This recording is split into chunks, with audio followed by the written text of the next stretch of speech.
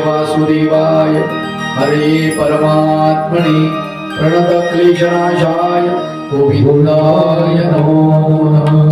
सच्चिदानंद रूपाय विश्वोत्पत्त्यादिहेतवे तापत्रय विनाशाय श्रीकृष्णाय नमः। परब्रह्म परमेश्वर भगवान गोपाल कृष्णाची कथा आपण श्रवण करता। आजचा चौथा दिवस, पाचवा, मला वाटतं चौथा आहे, म्हणजे 4 दिवस संपले आपले, आजचा 5वा दिवस। आणि आजचा दिवस अत्यंत महत्वाचा, कारण आपल्या कार्यक्रमाला बाबा एक चांगल्या प्रकारची वार्ता आपल्या कानावरती देऊन गेले आणि स्वतः भेट देऊन गेले। बाबा आपल्याला आशीर्वाद देऊन गेले आपल्या कथेला येऊन, म्हणून आपल्यासाठी पूर्ण श्रीमद भागवत कथेमध्ये आजचा दिवस अत्यंत महत्वाचा। परब्रह्म परमेश्वर भगवान गोपाल कृष्ण, काल आपण कथेमध्ये बघितलं, गोकुळामधून मथुरेमध्ये भगवंताचं आगमन झालं आणि गोकुळात मथुरेत आगमन झाल्यानंतर सर्व मथुरा नगरीचे लोक आहेत, जनसमुदाय अत्यंत खुश झाले, सगळ्यांना आनंद झाला। मथुरा नगरी अगदी सजवली होती, सुंदर अशा प्रकारची तयार केली होती। या मथुरेमध्ये गुड्या उभारल्या, तोरण बांधली, रांगोळ्या काढल्या, चौक रंगमाळिका भरल्या, सडा समर्जन, सर्व माऊल्या सुंदर वस्त्र परिधान करून जलकुंभ घेऊन शुभतेचं प्रतीक म्हणून भगवंताचं स्वागत करण्यासाठी दोन्ही बाजूनी उभ्या आहेत राजमार्गावरती। जसं भगवंताचं मथुरेमध्ये आगमन झालं, सर्वांना आनंद झालेला। गवाक्षातून परी या महिला आहेत, त्यांनी पुष्पाचा वर्षाव केलेला आहे भगवंतावरती। आणि बलराम दादा, श्रीकृष्ण भगवंत दोघेही रस्त्यानं चालतायत, फुलांच्या पायघड्या टाकलेल्या आहेत सुंदर अशा। सर्वांना आनंद झाला की आता काहीतरी बदल होणार, काहीतरी चित्र पालटणार।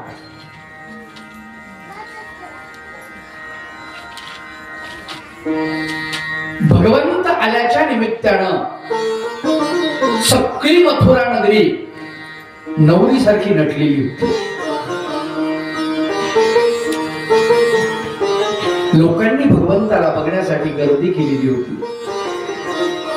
भगवंताचं श्रीमुख अत्यंत दिव्य दैदिप्यमान सौंदर्य भगवंताच्या चेहऱ्यावरती झळकत होतं।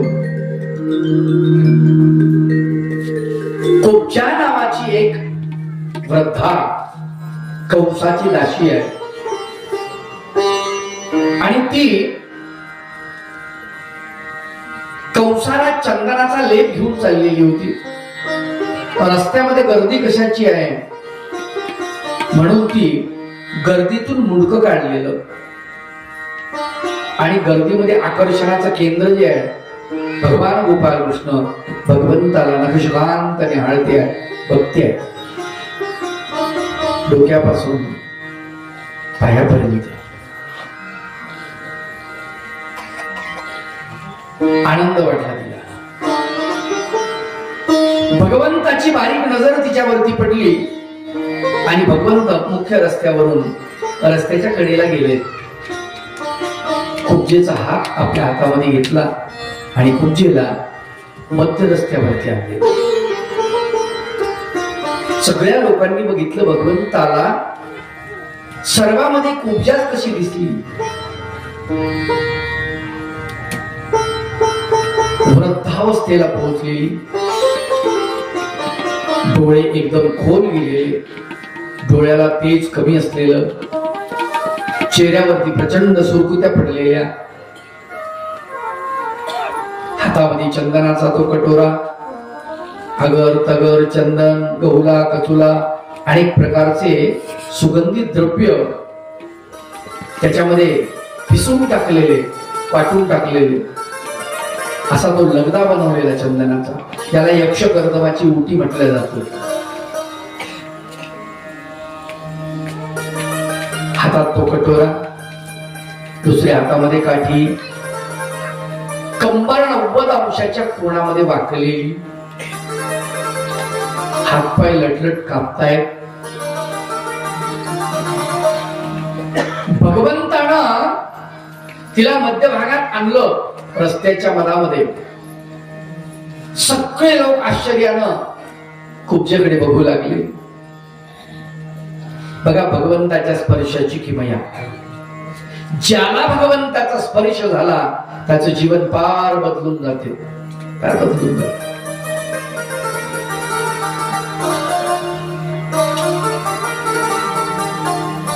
कुब्जेचंही असंच झालं. भगवंताचा स्पर्श 2 वृक्षाला झाला, ज्याला यमदार्जुन असं म्हणतात. गोकुळामध्ये बालपणामध्ये उखळ, त्या उखळाला बांधून टाकलं यशोदा मातेने. ऐकत नाही कृष्ण, लय पळतो म्हणून उखळाला बांधलं. भगवंत उखळ ओढत नेतात. उखळाला स्पर्श झाला आणि उखळ पावन झालं. गुरुवर्य बाबांनी, बाबुळगावकर बाबांनी फार सुंदर वर्णन केलेलं आहे. द्वापार युगामध्ये यशोदा मातेनं उखळाला बांधलं भगवान गोपाल कृष्णाला, पण उखळाला बांधून घ्यायला नव्हतं पाहिजे. का? भगवंताला बांधण्याची तुझी ताकद आहे का रे? आणि उखळ तेव्हापासून दैनावलं. उखळ म्हणत, लोक माझ्या तोंडामध्ये वस्तू टाकतात, खूप कुटतात, मुसळानं वस्तू काढून घेतात, मला कोणीच खायला देत नाही. सगळं माझ्यामध्ये तयार होतं कांडण, पण मला मात्र कोणीच देत नाही. असं उखळ द्वापार युगातून दैनावलं. देवा भगवंता, माझी चूक झाली, मी तुला बांधून घेतलंय. यशोदा मातेनं बांधलं, पण मी बांधून घ्यायला नको होतं. मला क्षमा कर. म्हणून तो क्षमा करण्यासाठी, क्षमा मागण्यासाठी भगवंताकडे आलेला आहे.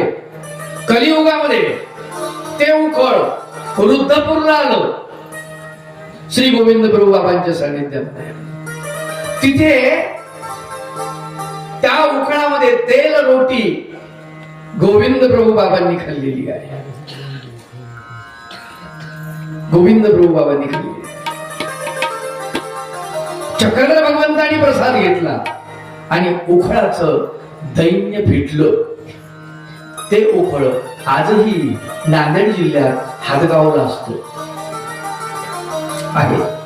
त्या संस्थांचं नाव काय? उखळाई संस्थान. गंमत आहे की नाही? उखळाला स्पर्श झाला तर उखळाचं भाग्य उदयाला आलं. उखळ परमेश्वरच झालं. कमाल आहे.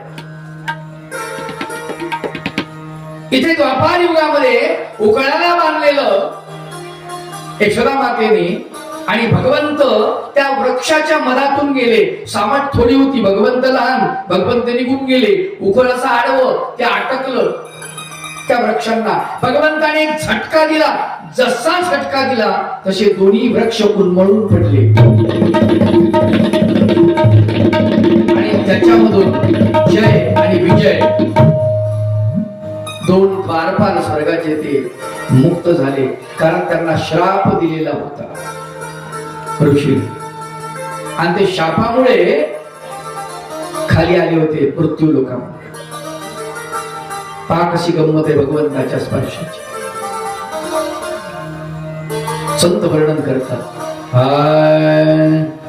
स्पर्श होता झाले वाकडे सरळ, स्पर्श होता झाले वाकडे सरळ, स्पर्श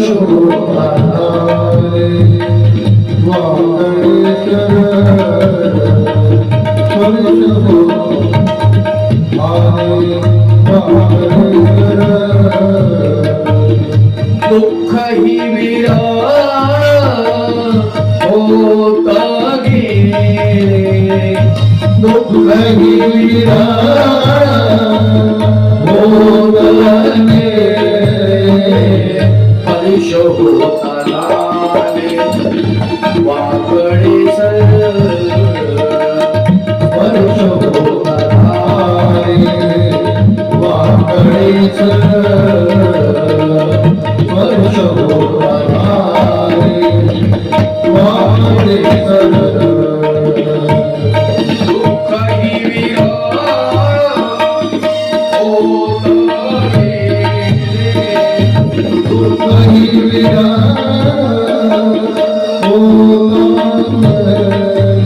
गेले, हर्ष होता लाले वाकडे सर,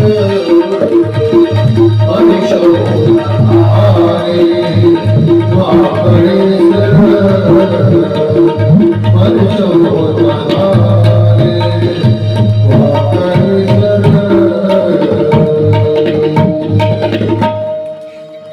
ती यक्ष कर्दमाची उठी भगवंतानी, तिला वाटलं काय द्यावं भगवंताला.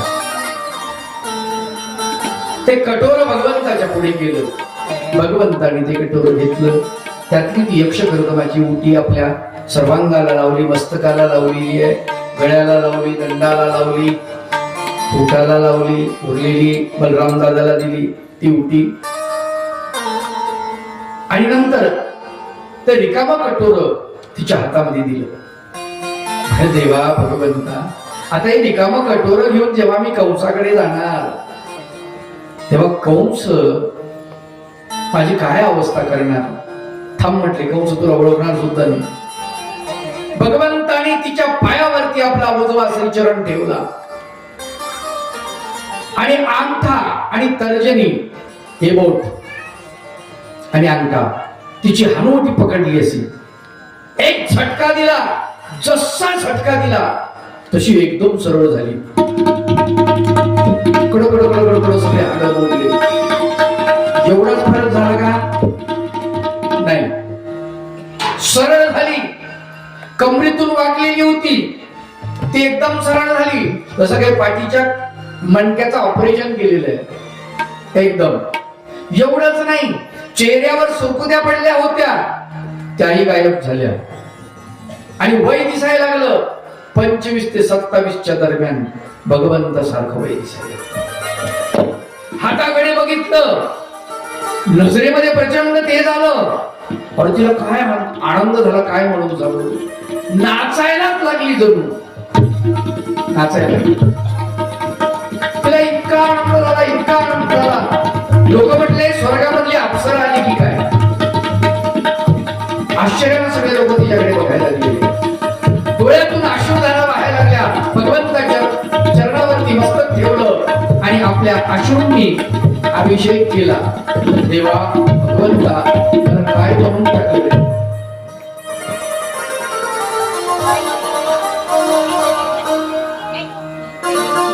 तिची काय ते नजर, ते काय भोया, काय डोळे, काय ओठ, इतकं अप्रतिम सुंदर दिसायला लागलं. लोक आश्चर्यचकित, टकमक बघतच राहिले लोक. अपलक म्हणजे डोळे बंद करायला तयार नाहीत लोक तिच्याकडे पाहायला लागले. इतकी सुंदर दिसते खूपच्या. प्रभू, काय माझ्यात बदल केला असेल. आपल्याला आपला चेहरा साफ करायचा असेल तर ब्युटी पार्लर मध्ये जावं लागतं, नाही आहे की नाही. आणि आता तर नवीनच फॅट निघालेलं आहे. मुलं मुली बघायला जातात ते सुद्धा ब्युटी पार्लर मधून जातात. मला स्टॉप आहे ब्युटी पार्लर नावाचा, बस स्टॉप आहे. मुलगा बघायला येणार म्हणल्यावर बापाला काळजी पडते, आपली मुलगी चांगली दिसली पाहिजे. तो बिचारा तिला ब्युटी पार्लरला पाठवतोच. चांगलं नैसर्गिक सौंदर्य आहे ना, काही गरज नाही, जसं आहे तसं भगवंतानं दिलं तसं.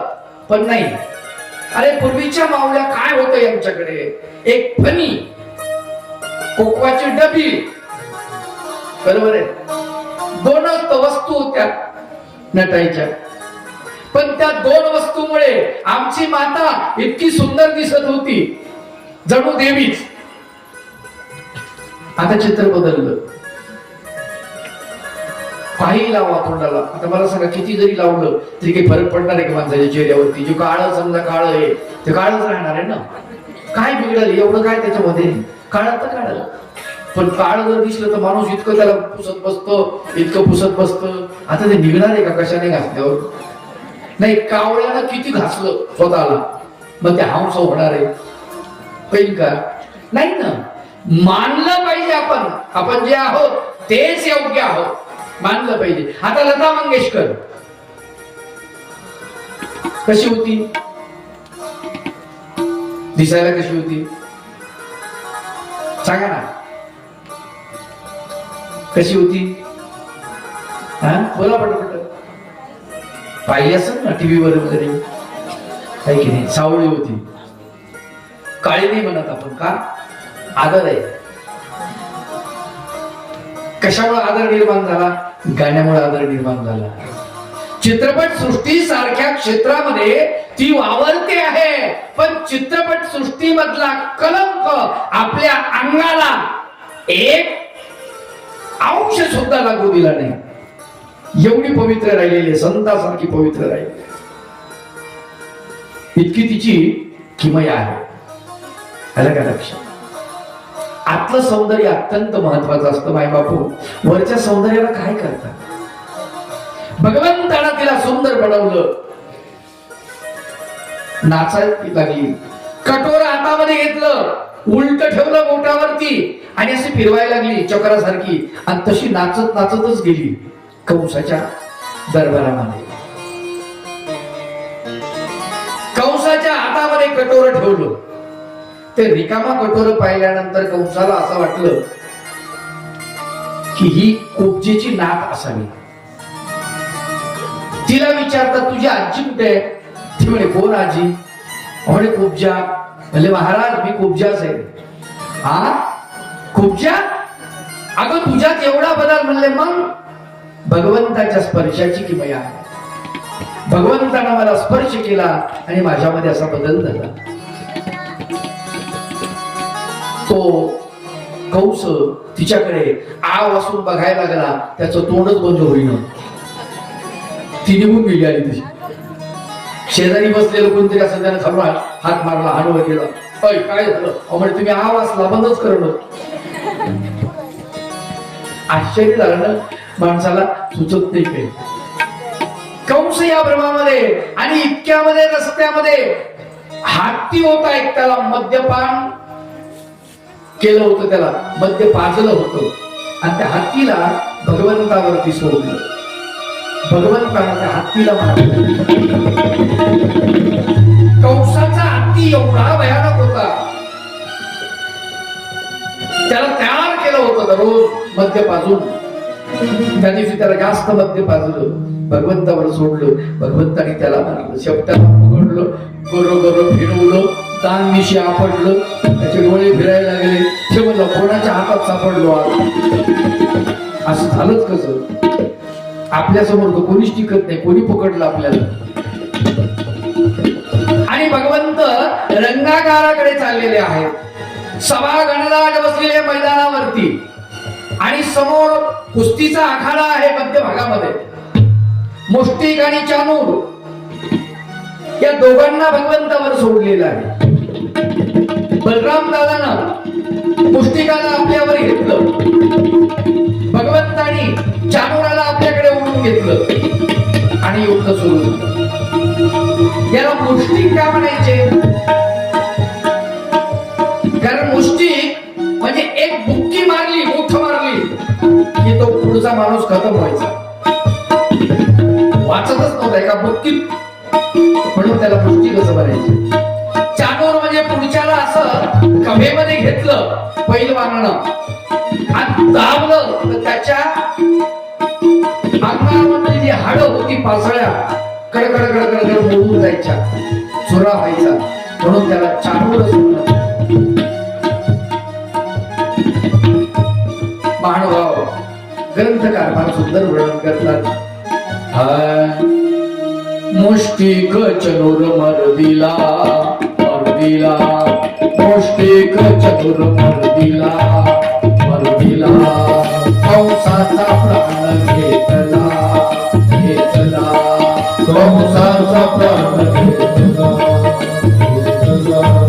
उग्रसेन राज्य स्थापिला स्थापिला, उग्रसेन राज्य स्थापिला. तुळशीदास भले शिपाई हरिलीला वर्णिती, तुळशीदास भले शिपाई हरिलीला वर्णिती. कंस घात इच्छितो मनुया धर्मीवर लोळती, कंस घात इच्छितो मनुया धर्मीवर लोळती, कंस घात इच्छितो मनुया धर्मीवर लोळती, कंस घात इच्छितो मनुया धर्मीवर लोळती. आकुरणे तो श्रीकृष्णाला गोपी घाबरल्यावती, आकुरणे तो श्रीकृष्णाला गोपी घाबरल्यावती. कंस घात इच्छितो मनुया धर्मीवर लोळती, कंस घात इच्छितो मनुया धर्मीवर लोळती, कंस घात इच्छितो मनुया धर्मीवर लोळती, कंस घात इच्छितो मनुया धर्मीवर लोळती.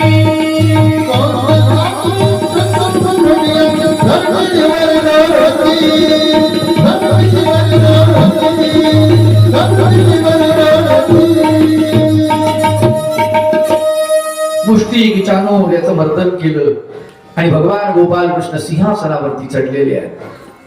पकडलं, त्याचा हाताला धरलं, कंसाच्या परपर सिंहासनावरून खाली ओढत खाली. दोघांची झोपी सुरू झाली. कंसामध्ये प्रचंड ताकद होती, त्या ताकदीचा त्यांनी वापर केला, बळाचा वापर केला, पण भगवान गोपाल कृष्णापुढे त्याची बुद्धी मात्र चालेना, अजिबात नाही. शेवटी परब्रह्म परमेश्वर भगवान गोपाल कृष्ण कंसाच्या छातीवर बसले आणि छातीवर बुक्क्याने प्रहार करायला सुरुवात केली आणि कंसाच्या लक्षात आलं, वा क्या बात आहे. कंसाचे डोळे पाणावले, कृष्णा मार, अजून मार, अजून मार. अरे मला जर हे माहित असतं बालपणामध्ये तुझ्या, तर त्याच वेळेस तुझ्या हाताने मारायला तयार झालो असतो. तुझ्या हाताने मृत्यू येणार हे इतकं चांगलं आहे याची मला अजिबात कल्पना नव्हती. भगवंत मारताय, क्रोधित होऊन मारताय आणि कंस मात्र हसतो आहे. ही गंमत. कंसाला आनंद होतो, त्याला दुःख होत नाही मरताना, कारण प्रत्यक्षात भगवंताच्या हातानं त्याला मृत्यू येतो आहे. भाग्य लागतं भगवंताच्या हाताने मृत्यू येण्यासाठी, आणि तो स्वतःला भाग्यवान समजतो की कृष्णाच्या हाताने मी मरतो आहे, त्यापेक्षा अजून काय पाहिजे. लक्षात ठेवा, कृष्ण भगवंताचा स्पर्श झाल्यामुळे त्या भक्ताला लीळेचं दान मिळालेलं आहे. महानुभाव साहित्यामध्ये याचं वर्णन आलंय, शास्त्रामध्ये.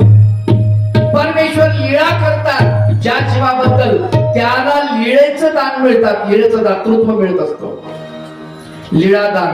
दुसरी गोष्ट संबंध दान. परमेश्वराला स्पर्श केल्यामुळे त्याला संबंधाचं फळ मिळतं. संबंधाचं फळ म्हणजे काय असतं माहितीये तुम्हाला? कलियुगामध्ये परमेश्वराचा जर आपल्याला स्पर्श झाला एकदा, तर भोगभूमीमध्ये आपला मनुष्य जन्म होतो आणि तिथे आपल्याला 1000 वर्षाचं आयुष्य मिळतं. हा सिद्धांत आहे. परमेश्वराचा स्पर्श झाला.